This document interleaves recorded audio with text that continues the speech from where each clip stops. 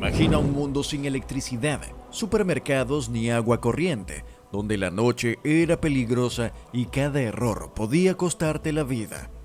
Bienvenido a la Edad Media, donde sobrevivir era la única opción. Hoy descubrirás 25 habilidades medievales reales, prácticas y olvidadas que fueron clave para vivir. Número 1. El arte de la onda y la trampa de lazo. Antes de que las armas de fuego cambiaran el juego, la gente común confiaba en herramientas simples. Con un trozo de cuero y cuerda tejida, fabricaban ondas capaces de lanzar piedras a velocidades que rivalizaban con una ballesta temprana. Y si necesitabas cazar sin moverte, los lazos tensados con ramas jóvenes eran tu mejor aliado. No hacían ruido, no usaban hierro, solo ingenio y paciencia. Número 2. Fuego portátil con sílex y acero.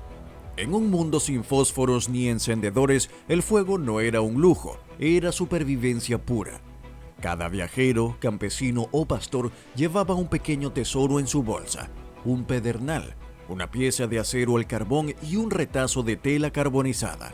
Con estos tres objetos podían prender una llama bajo lluvia, viento o nieve.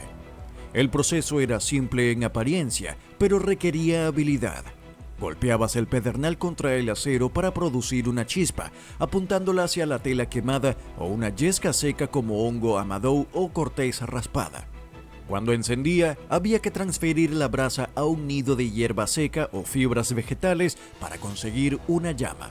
Si fallabas, no había cena ni calor esa noche, pero si lo dominabas, llevabas el fuego contigo, como un dios menor con su chispa sagrada. Número 3. Fricción, taladro de arco. Cuando no había pedernal, no quedaba otra que ganarse el fuego con sudor y madera. El taladro de arco era la herramienta de los pacientes, de los que no temían ampollas en las manos. Se componía de un eje delgado de madera, una tabla base, una cuerda y un arco hecho de rama flexible. El eje giraba rápidamente sobre la tabla gracias al movimiento del arco, generando fricción. Si la madera era correcta, como el sauce, el tilo o avellano seco, el esfuerzo producía una brasa diminuta. Esa brasa era más valiosa que el oro. Tenías que atraparla en una yesca, soplar con cuidado y ver cómo nacía el fuego. No era fácil, pero quien dominaba esta técnica podría encender una fogata en plena montaña, lejos de todo, solo con lo que la naturaleza ofrecía. Número 4. Calor que nace de la descomposición. ¿Calefacción sin fuego? Sí. El compost, esa mezcla hedionda de estiércol, hojas muertas y sobras de cocina, escondía un secreto. Generaba calor. Cuando se apilaban en grandes montones, los microorganismos trabajaban en la descomposición y elevaban la temperatura interna a más de 60 grados centígrados. En algunos monasterios y aldeas se aprovechaba este calor natural para calentar bancas, camas o incluso paredes internas que estaban en contacto con los montículos. En regiones muy frías, colocar un depósito de compost cerca de un muro podía evitar que el agua o los alimentos se congelaran durante las noches de invierno. No olía bien, pero era gratis, constante y efectivo.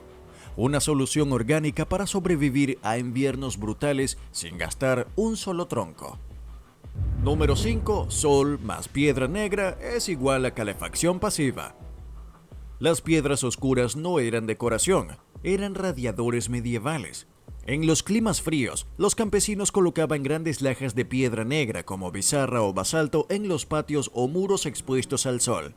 Durante el día, estas piedras absorbían los rayos solares y alcanzaban temperaturas de hasta 40 grados centígrados. Por la noche, liberaban lentamente ese calor, elevando la temperatura ambiente varios grados en espacios cerrados. En cabañas pequeñas, colocar una de estas piedras cerca del lecho podía marcar la diferencia entre dormir tiritando o descansar. La calefacción solar pasiva era un concepto que hoy suena moderno, pero en realidad es una sabiduría ancestral que usaba la luz del sol como aliada silenciosa. Número 6. Cocina que calienta la casa. En una vivienda medieval, el fogón era el corazón. No solo porque allí se cocinaba, sino porque era el único generador constante de calor. Pero los aldeanos sabían aprovechar hasta el último resplandor. Después de preparar el potaje o el pan, el calor del horno de piedra o barro se reutilizaba. Se colocaban bancos cerca del hogar para absorber el calor. Piedras grandes se calentaban al borde del fuego, luego se envolvían en telas gruesas y se usaban como botellas térmicas. Iban a los pies de la cama, al regazo o incluso al interior de una manta. Algunas casas estaban diseñadas con hornos adosados a las paredes para que éstas retuvieran el calor más tiempo. La cocina no era solo para comer, era una caldera doméstica. Número 7. Trípode de ramas para cocinar y ahumar. Imagina estar en el bosque sin cocina, sin fogones, sin sartenes modernos, solo tú, un cuchillo y 3 ramas fuertes. Con un poco de cuerda o corteza podías construir un trípode, una estructura simple pero estable. De él colgabas una olla de hierro, una piel estirada o trozos de carne. El fuego lento debajo cocinaba el alimento y si bajabas la intensidad se convertía en un ahumador. Durante horas o días el humo impregnaba la carne, secándola y protegiéndola de bacterias.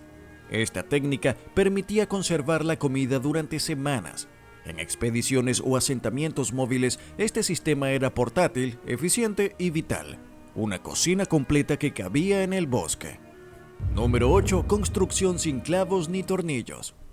En tiempos donde el metal era caro y escaso, los refugios no se clavaban, se encajaban.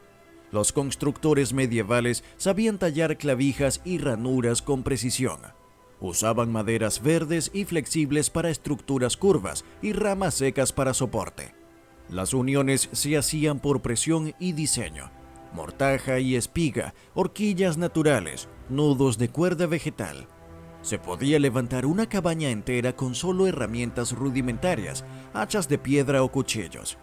Esta técnica de bushcraft permitía levantar cobijos temporales en un par de días, sin dejar rastro, sin depender de clavos ni tornillos.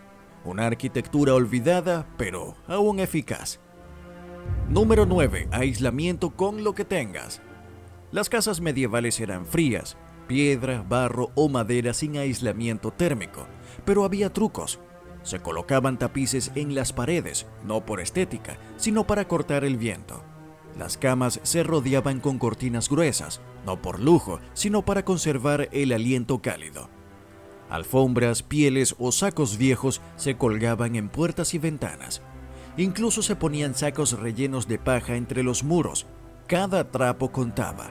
En invierno las casas no se calentaban todas, se calentaba el espacio inmediato donde se dormía, comía o rezaba. El resto podía congelarse y sobrevivían. Número 10. Enfriar sin electricidad. El truco del barro. Cuando el calor del verano alcanzaba los 35 grados centígrados, mantener la leche o el agua fresca era un desafío, pero los pueblos antiguos conocían la física mejor que muchos de nosotros. Usaban 2 vasijas de barro, una grande y una más pequeña dentro. Entre ellas colocaban arena húmeda. A medida que el agua de la arena se evaporaba, extraía el calor de la vasija interior, enfriándola.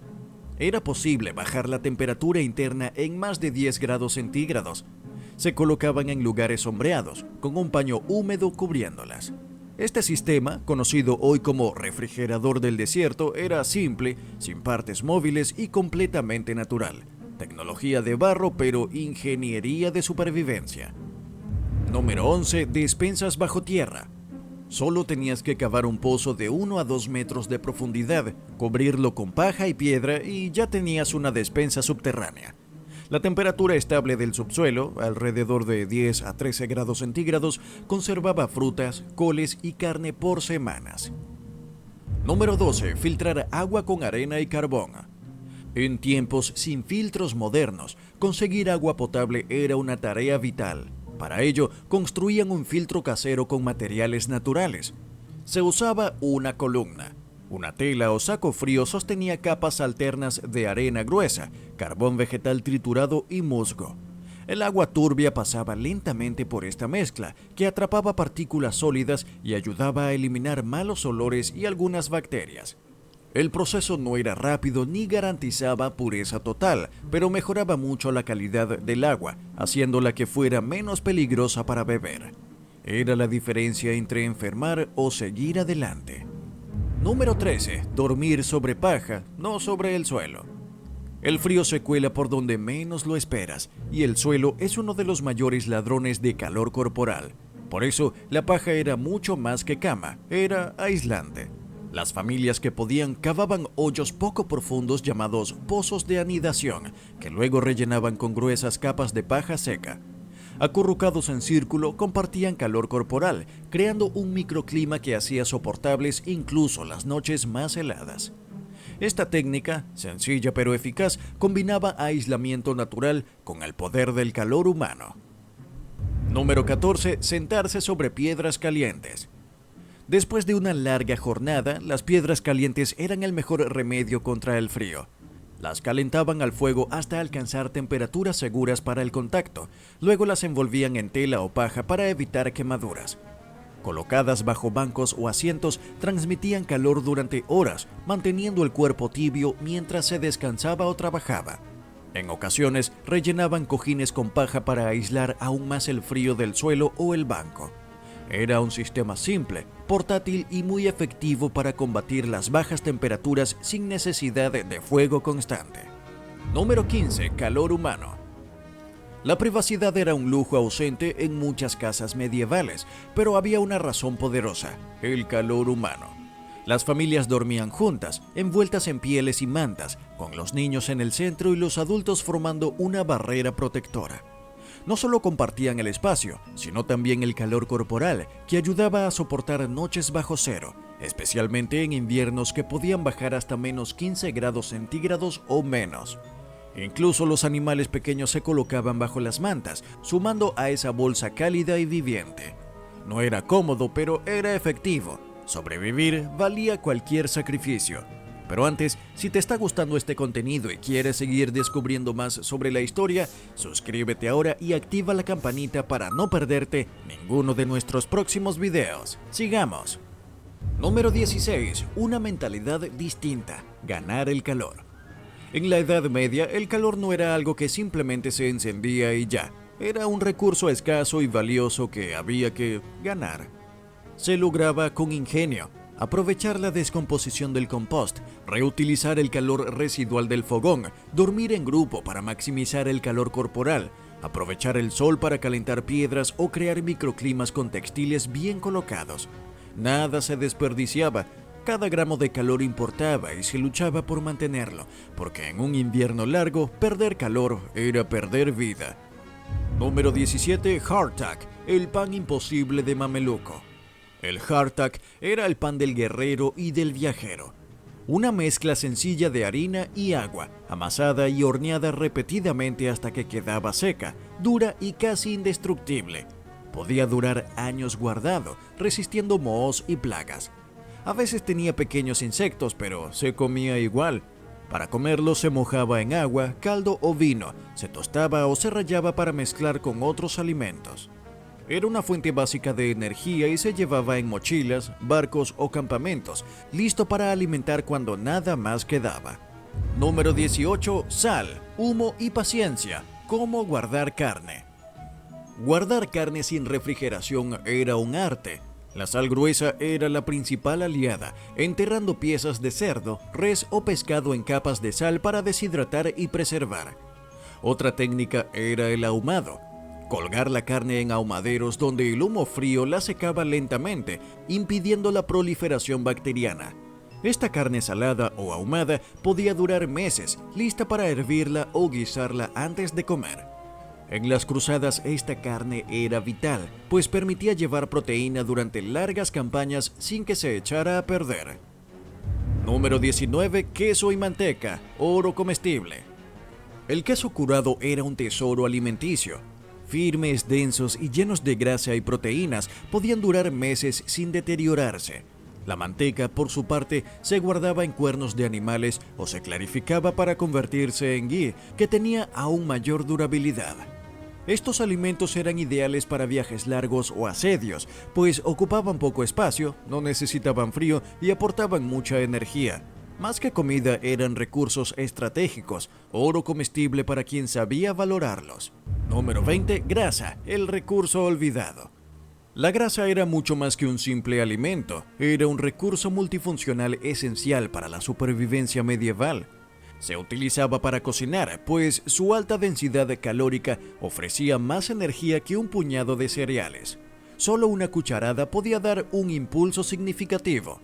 Además, la grasa protegía la piel del frío y la humedad, funcionando como una barrera natural contra las inclemencias del invierno, cuando las temperaturas podían caer hasta menos 15 grados centígrados.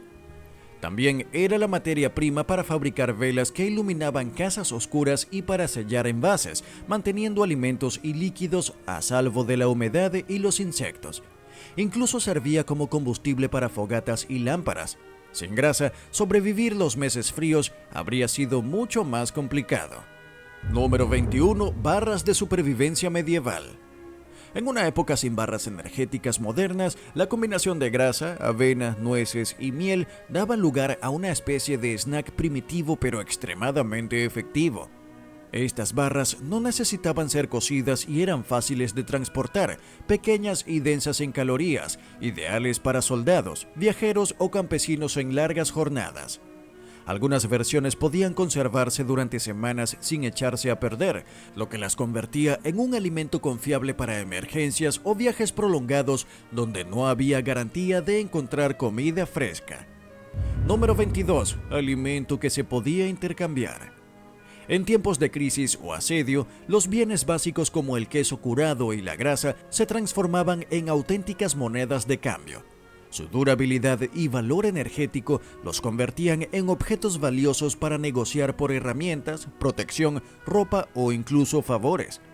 A diferencia de otros alimentos perecederos, estos productos podían almacenarse durante largos periodos y transportarse con relativa facilidad, lo que les otorgaba un poder económico tangible en un sistema donde el dinero en metálico no siempre estaba disponible o era útil. Número 23. Comida inteligente. Mezclar para resistir. La clave para sobrevivir largas jornadas o tiempos difíciles estaba en la combinación correcta de alimentos. El pan duro aportaba carbohidratos resistentes al paso del tiempo, los frutos secos ofrecían grasas saludables y proteínas, y el queso brindaba una fuente concentrada de energía y nutrientes. Añadir un poco de grasa completaba la mezcla, asegurando una ingesta balanceada que mantenía la fuerza y la resistencia. Esta combinación portátil y duradera era el alimento ideal para campesinos, soldados y viajeros, quienes necesitaban comer bien con recursos limitados y sin acceso a refrigeración. Número 24. Sopa de piedra, el truco social. La sopa de piedra no era solo una receta, sino una estrategia comunitaria. Se colocaba una piedra limpia en una olla con agua y el cocinero anunciaba que se preparaba una sopa especial. La curiosidad de los vecinos hacía que trajeran ingredientes como zanahorias, cebolla, hierbas o hueso para aportar al caldo. Al final, la sopa era una mezcla de lo que todos habían contribuido, y aunque la piedra no se comía, la comida resultante sí alimentaba a todos. Era una forma ingeniosa de compartir recursos y fortalecer lazos sociales en tiempos de escasez. Número 25. El guiso de la desesperación. Cuando la despensa estaba vacía y no había más opción, el guiso de la desesperación se convertía en salvación. Se hervían huesos viejos, raíces y cualquier vegetal que se encontrara. Si había suerte, se añadían hierbas para dar sabor y beneficios medicinales. No era un plato para gourmets, pero cumplía una función vital: calentar el cuerpo, nutrir con lo poco disponible y mantener la esperanza viva en medio de la adversidad. Este guiso representaba la resistencia humana frente a la falta de recursos y la capacidad de encontrar vida en lo que parecía desechable. Estas 25 habilidades no son solo historia romántica, sino tácticas reales nacidas del frío, el hambre y el peligro. En un mundo donde lo moderno puede fallar, recuperar este conocimiento es pura sabiduría práctica. La Edad Media fue dura, pero sus habitantes sabían algo que olvidamos. Sobrevivir no es cuestión de lujo, sino de saber usar lo que tienes. Si te gusta aprender sobre supervivencia y técnicas olvidadas, suscríbete y no te pierdas nada.